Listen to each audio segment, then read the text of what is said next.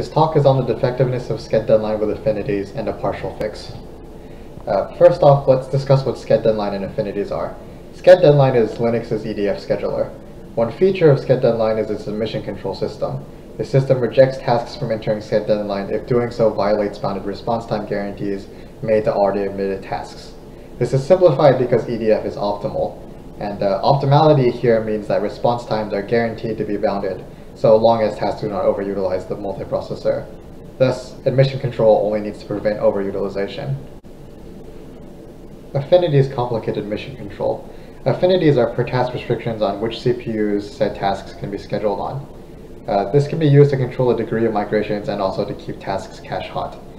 Unfortunately, admission control assumes cluster scheduling, as this was the original context that the optimality of EDF was proven in.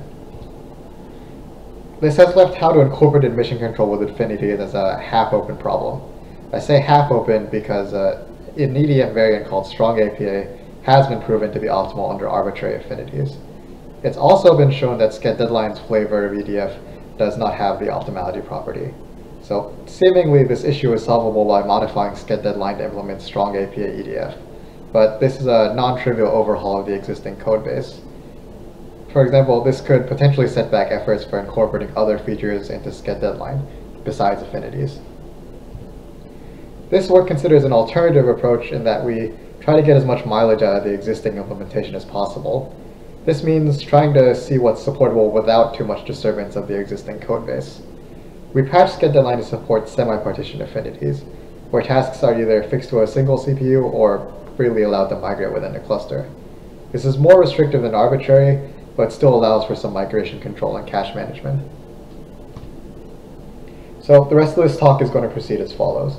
Unfortunately, I do need to cover some background on SCHEDDEADLINE's migration logic in order to have a meaningful discussion on the patch and its overheads. This will start with a hand-wavy explanation of why a patch is necessary for semi-partition in the first place, before showing how the implementation gives rise to the bad behavior. After that, I'll cover how the patch changes migration logic and admission control. Last up is the additional overheads this patch causes, as well as why the patch is inappropriate for merging into SCHEDDEADLINE. I'll also mention some orthogonal issues with the current implementation that need to be considered in future work. Right. So first is why a patch is necessary. So the existing migration logic is insufficient for semi-partition because of affinity-related priority inversions. We'll show by example. So consider a system with two tasks and CPUs where task 0 is migrating and task 1 is fixed on the first CPU. And then also assume that some higher priority workload occupies both CPUs for the indicated piece of the schedule on the slide, preventing task 0 from running until time 9. So at time 10, task 1 releases its first job, but doesn't have an early enough deadline to preempt task 0.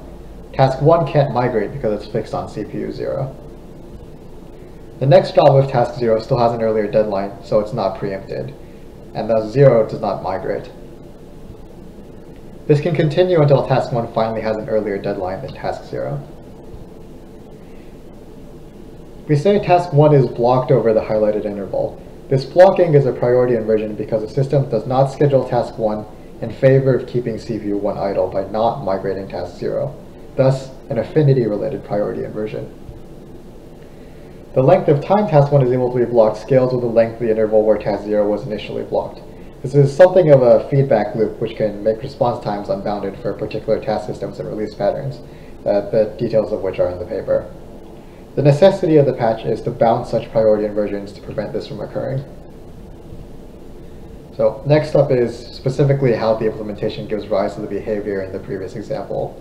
And do note that this description is very high level and inaccurate for the sake of simplicity. So we start by reviewing the in-kernel representation of a task. So because Linux threads are not beholden to the real-time task model, threads are instead encapsulated in servers with analogous parameters, like in the table on the slide. These parameters are given as arguments when a thread switches to SCHEDDEADLINE.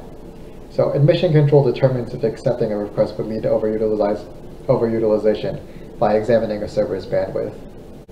So scheduling events are the events that trigger the scheduler and hence migrations. For EDF on normal real-time tasks, scheduling events are job completions and releases. Analogously, for SCHEDDEADLINE, we have server throttling, which occurs when a server exhausts its budget and server replenishment when a server's budget is reset. These two events determine how the server interacts with the run queue, which will be relevant for migrations. So here's an example of scheduling events. Pictured are the schedule of our example on the top left, an abstraction of a run queue, and pseudocode for the server replenishment at the bottom left. The names of data structures and functions within SCHEDDEADLINE are given in parentheses. When task 0 releases its first job, it needs server budget to execute. This triggers a call to replenish. Replenish enqueues the task. Because task 0 became the highest priority task in the run queue, it is scheduled. And it's scheduled until it exhausts its budget, where it's then throttled.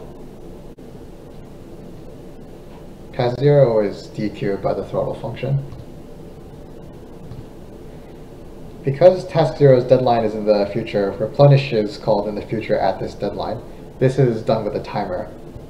This call to replenish enqueues task 0 at time 7 when its new budget becomes available. Now, assume that task 0 is prevented from executing until its next deadline. Once it is able to execute, it does so until it exhausts its budget at time 15. Because the task's current deadline at this point has already passed, task 0 is enqueued within throttle and does not call replenish. To clarify, the task budget is still reset when it is enqueued, but the specific function in SCHEDDEADLINE corresponding to replenish is not called. It's important to remember that this function is not called when a task is throttled after its deadline. The previous example considered a single run queue, but under Linux, run queues are per CPU. Migration logic is then the same as how tasks are exchanged between these run queues. These exchanges are called pulls and pushes, the latter of which is important to this work. In a push, a run queue sends an unscheduled task to another run queue with only lower priority tasks. It only makes sense to do this when a new task becomes schedulable, in other words, when a task is preempted or is replenished. So here's the pseudocode for pushes in the replenish function. And this is an example of a push in action. We assume that task 0 has an earlier deadline than task 1, which also has an earlier deadline than task 2. But task 0 is not enqueued because it has just begun a call to replenish. Initially, task 1 and task 2 are scheduled on CPUs 0 and 1. In the replenish function, task 0 is enqueued onto its previous run queue, that of CPU 0. Task 0 is the task on CPU 0's run queue with the earliest deadline now. This makes CPU 0 try to push task 0. The target of the push is the run queue with the latest, earliest deadline of a task. This is found quickly by referencing a heap that orders the run queues. And this heap is updated whenever a task is enqueued or dequeued on any run queue, which will be important later. In this instance, this heap returns the run queue of CPU 1, as task 2 has a later deadline than task 1. Finally, task 0 is pushed from CPU 0's run queue to CPU 1's, where it can preempt task 2. This ends the example of how a task is migrated via run queues. Now, let's review the first blocking example in this talk with the context of the underlying migration logic. At time 12, task 0 is throttled. So at this point, task 0's deadline has already passed. So task 0 is enqueued without calling the replenish function. Because replenish wasn't called and pushes occur in the replenish code path, task 0 is never migrated. This allows task 0 to block task 1 for as long as it does in the example. Now, with an understanding of the underlying migration logic, we can discuss the patch. Hopefully anyone watching is still with me, since the background is the most tedious part of the talk. Okay, so the problem with the existing implementation for this specific use case is that tasks are not being pushed, which causes processor idleness. This occurs because pushes occur in the code path of replenish, which is skipped when tasks are throttled after their deadlines. So a straightforward way to mitigate this is to remove the skipping and force tasks to use the replenish code path. Note that this causes an additional overhead by adding an extra timer callback execution, which we'll evaluate later. So this change actually introduces a race condition because unscheduling is not instantaneous. So if replenish is called before a throttle task is unscheduled, the scheduled task won't migrate, leading to the same blocking behavior as before. So this is addressed in the patch by retrying replenish until the relevant task is unscheduled. So now let's review the system from the blocking example under the described changes in the patch. So at time 12, task 0 exhausts its budget and is throttled. Task 0 is then dequeued and replenish is called. Once task 0 is unscheduled, it is enqueued within replenish, and then task 0 becomes the earliest pushable task on CPU 0's run queue, which means it's chosen for pushing. CPU 1's run queue is the latest run queue because it's idle. So then this results in task 0 being migrated, after which both CPUs execute the tasks with earliest deadlines on their run queues. So in comparing the original SCHEDDEADLINE against the behavior of our patch, task 1 is blocked for at most one job with the patch. This seemingly bounds affinity-related priority inversions, which was the original goal and a necessity for bounding response times.